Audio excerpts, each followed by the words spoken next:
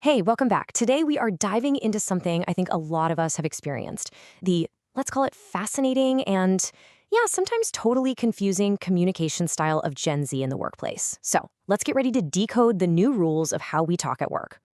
All right, let's just jump right in with a classic example. You see this? Okay. I mean, just two letters and a dot. So is that rude or is that totally normal? Depending on who you ask, that simple reply can mean anything from got it to I am furious with you. It's kind of wild, right? This tiny little punctuation mark, it actually tells a huge story about a massive shift in how we're all communicating. So let's talk about the why. What's really going on here? This whole explainer is based on some really cool research by Dr. Russell D. Jones. And just to be super clear, this is not about blaming anyone. Not millennials, not Gen Z, not boomers. It's really about getting to the bottom of that friction we all feel sometimes, in Slack, in emails, wherever. It's about what happens when totally different communication rules smash into each other in the office. And here's the real kicker, the thing that unlocks this whole puzzle.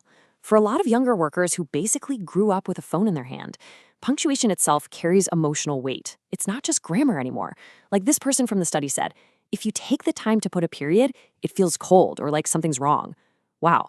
So adding a period is seen as a deliberate, kind of harsh choice. It's like a whole new layer of body language, but it's happening purely through text.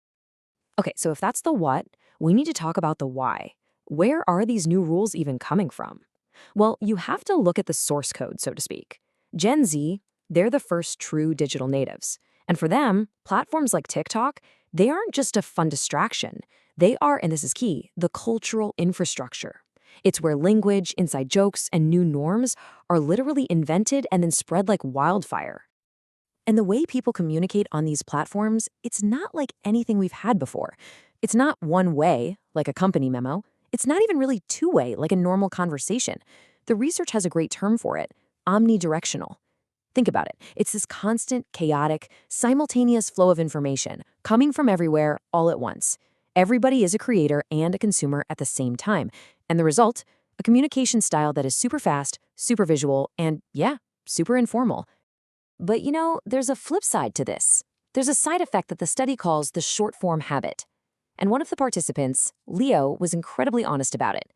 He said TikTok has reduced my attention span significantly and embarrassingly. I mean, how relatable is that?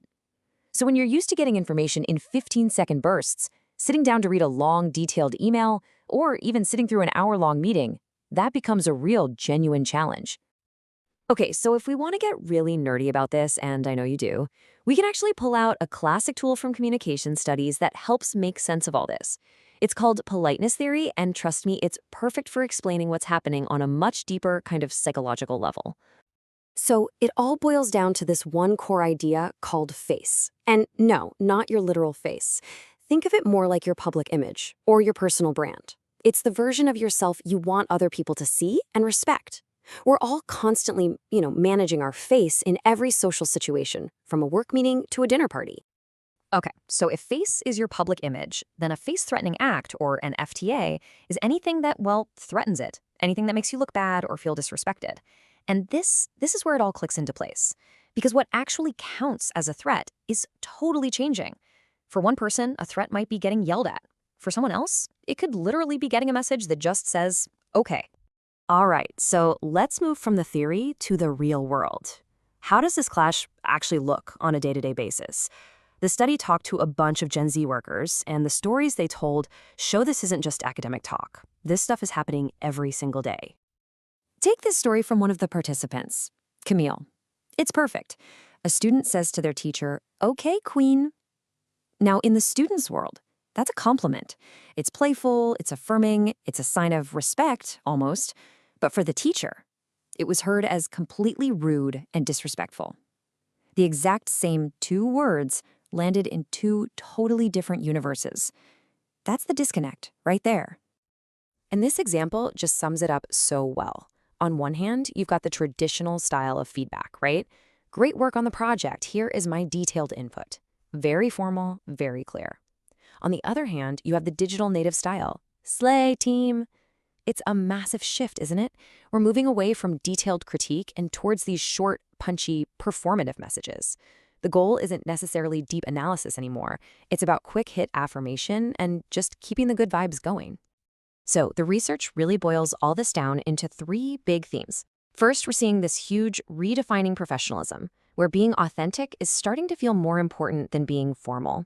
Second is that attention and short-form habit we talked about, the real-world impact of TikTok brain on our ability to focus. And third, and this is so important, is seeing TikTok as cultural infrastructure.